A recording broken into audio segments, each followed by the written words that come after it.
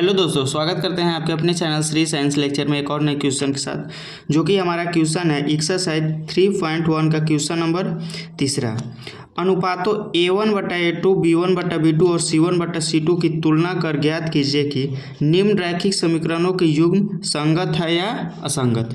बताना है कि निम्न रैखिक समीकरण युग्म जो दिया गया है वो संगत है या असंगत है। तो चलिए इसको हम सोल्व करते हैं। यहाँ पे देखिए, ये जो 3x + 2y = 5 है, दूसरा है 2x - 3y = 7। क्या है? 7। तो देखिए इस समीकरण को हम पहले क्या करेंगे, तो पहले हम इस रूप में लिखेंगे, व्यापक रूप में। तो देखिए हमारा व्यापक रूप क्या होता है, ax + by + c = 0। ax + by + c = 0। हमारा समीकरण किस रूप में है, तो है 3x + 2y = 5। इसको जब हम व्यापक रूप में करेंगे तो यहाँ पे लिखेंगे 3x + 2y बराबर के इस साइड लाएंगे तो ये माइनस में हो जाएगा, -5 = 0 हो जाएगा। यही देखिए हो जाएगा समीकरण। तो दोनों समीकरण को हम इसी रूप में लिख लेंगे, ax + by + c = 0 के रूप में। तो चलिए पहला समीकरण को लिखते हैं। यहाँ पे लिखेंगे हल। चलिए यहाँ पे कुछ लिख देते हैं आपको समझने के लिए।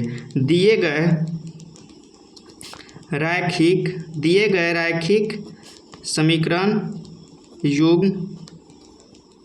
रैखिक समीकरण युग्म को निम्न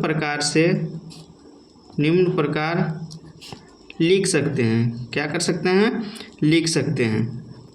तो यहाँ पे पहला वालों को लिख लेंगे तो हो जाएगा यहाँ पे 3x + 2y - 5 = 0। क्या हो जाएगा? -5 = 0। ये देखिए हो जाएगा हमारा समीकरण 1।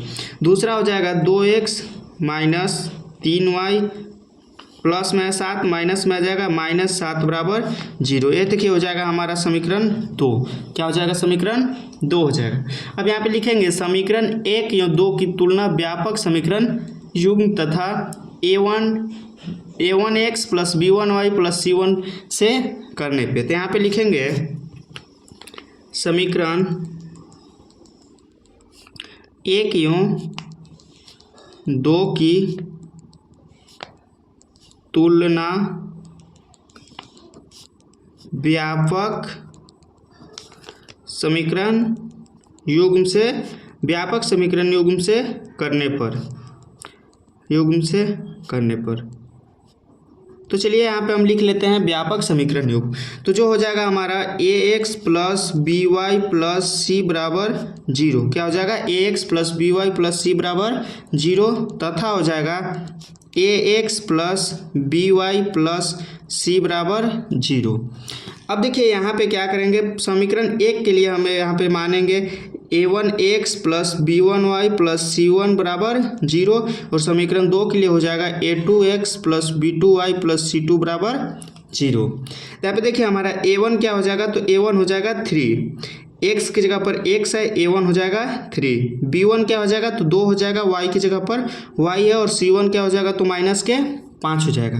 a2 हमारा हो जाएगा 2, b2 हो जाएगा -3 और c2 हो जाएगा -7। ये देखिए a1 b1 c1 a2 b2 c2। क्या हो जाएगा? a1 b1 c1 a2 b2 c2। तो चलिए यहाँ पे निकाल लेते हैं a1 b1 c1 a2 b2 और c2। यहाँ पे लिखेंगे a1/a2 b1/b2 c1/c2। अब देखिए यहाँ पे लिखेंगे a1 हमारा क्या है, तो a1 हमारा है 3। क्या है? 3 लिख देंगे। a2 हमारा क्या है, तो a2 हमारा है क्या है, तो 2 है। क्या है? बट्टा में 2 लिख देंगे। ये देखिए पहले वाला a1 हो गया समीकरण 1 से, a2 हो गया समीकरण 2 से। अब देखिए हमारा b1 क्या हो जाएगा, तो b1 हो जाएगा 2। क्या हो जाएगा? +2 हो जाएगा 2। और b2 क्या हो जाएगा, तो b2 हो जाएगा -3 बट्टा में -3। जो माइनस होता है वो बट्टा में नहीं होता है, तो 2 के आगे माइनस लग जाएगा। क्या हो जाएगा? 2 के आगे माइनस लग जाएगा। हमारा तीसरा है c1, तो c1 है -5। क्या है? -5। और c2 हमारा है, तो c2 है -7। क्या हो जाएगा? -7। माइनस कट जाएगा। a1/a2 3/2 है, b1/b2 -2/3 और c1/c2 है 5/7। 7। तो यहाँ पे बोला है कि बताइए कि संगत है या असंगत, रैखिक समीकरण युग्म संगत है या असंगत। तो चलिए यहाँ पे तुलना करते हैं। A1/A2 है 3/2, क्या B1/B2 भी 3/2 है? तो नहीं। तो यहाँ पे लिखेंगे A1/A2 not equal to B1/B2, क्योंकि A1/A2 के बराबर B1/B2 नहीं है। A1/A2 का जो वैल्यू है वह है 3/2 और B1/B2 का जो वैल्यू है वह है -2/3। तो यहाँ पे लिखेंगे A1/A2 not equal to B1/B2।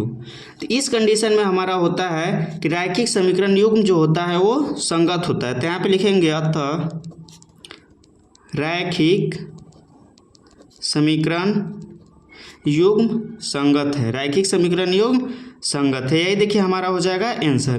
Question में बोला था कि बताइए कि निम्न रैखिक समीकरणों के युग्म संगत है या असंगत। तो A1/A2 not equal to B1/B2 के कंडीशन में रैखिक समीकरण युग्म जो होता है वो संगत होता है। तो चलिए इसे आप नोट कर लीजिए। मिलते हैं अगले वीडियो में अगले क्वेश्चन के साथ। धन्यवाद।